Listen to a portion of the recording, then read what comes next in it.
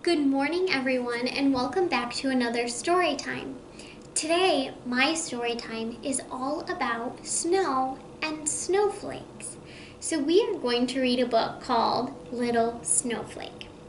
But first, let's talk about our letter of the day.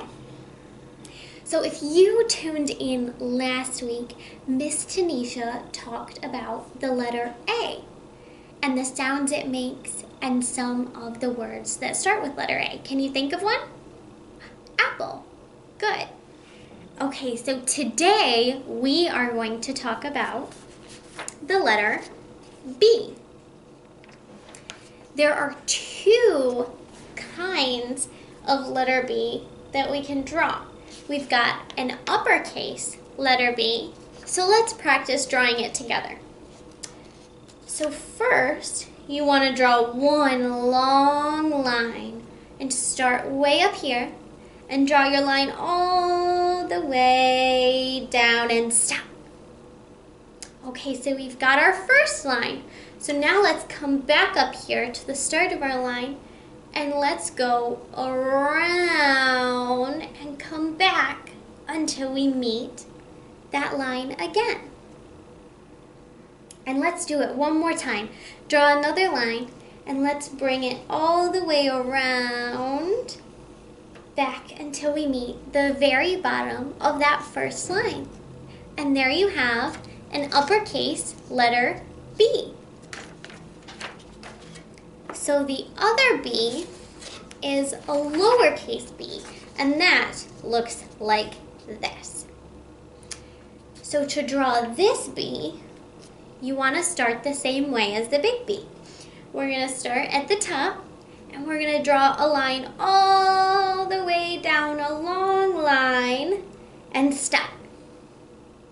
Now once we have our line, we're going to start in the middle or closer to the bottom, and we're going to draw almost a circle all the way around until we reach the bottom of our first line, and then you have your lowercase b.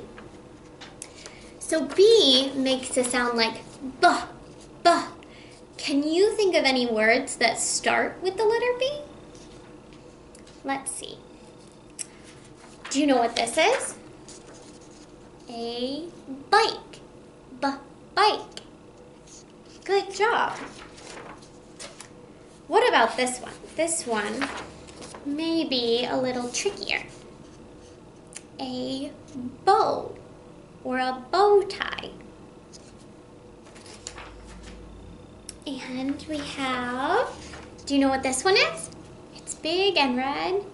It's a barn. A barn. Do you hear it? Barn. So now I'm going to make it a little more fun for you. Let's see. So I have two pictures, and let's see if you can decide which one starts with the letter B. Do you know what this is? A hat. This is a hat. And what about this one? You wear them outside on your feet in the snow? They are boots. So let's see. We've got a hat and we've got boots. Which one starts with the letter B? Hat or boots? Did you say boots? That's right. Boots. Okay, let's see. I've got another one. I've got this picture. What is this? A sandwich. And I've got this one. What's this? A boat. So which of these do you think starts with the letter B? We've got sandwich and we've got boat. Did you say boat? Oh, you are too smart. That's right. Boat starts with the letter B. Sandwich starts with the letter S. Okay, I have one more for you. So here I have, what is this? It's a dog. puppy. Maybe you said puppy. And what is this? A baby. So let's see. Which one do you think starts with the letter B? Do you think dog starts with the letter B? No. Do you think baby starts with the letter B? Baby. That's right. Baby starts with the letter B. You are all so smart. So now I am excited to share with you a book about snow and how snow falls to the ground so that we can play with it. So let's get started. This book is called Little Snowflake, and we would like to thank Igloo Books for allowing us to read it for you today. I was born inside a cloud one frosty winter day, as the wind blew over mountaintops, high and far away. Tiny drops of water froze, all sparkly as can be. They turned into strands of ice, and the ice turned into me.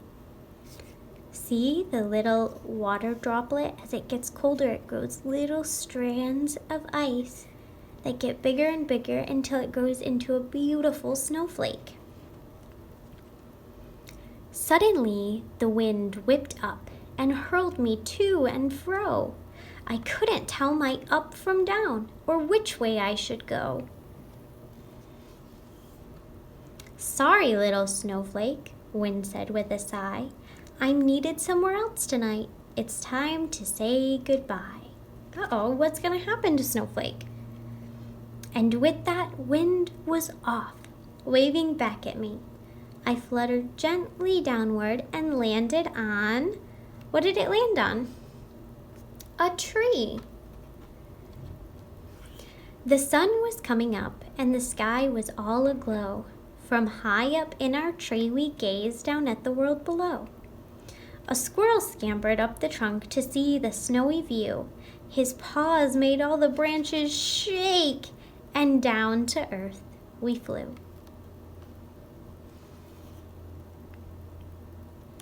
Now the sun was shining bright, the start of a new day. Very soon the children all came running out to play. Someone scooped us up and squeezed us tight and round. What do you think they're doing? What do you do when you take a big pile of snow and you squeeze it together in your hands? They're making snowballs. We hurtled through the air, then splat, we hit the ground. Then they started rolling us to make a big round ball. What could they be doing now? What do you do in the snow when you make 3 big round balls? They lifted us up high to make a snowman. Is that what you said? Standing tall. Good guess. From high up on the snowman's head, I watched the children play. They laughed and ran and danced and skated all that snowy day. Look, can you see super tiny right on top of the snowman's head? There's our little snowflake.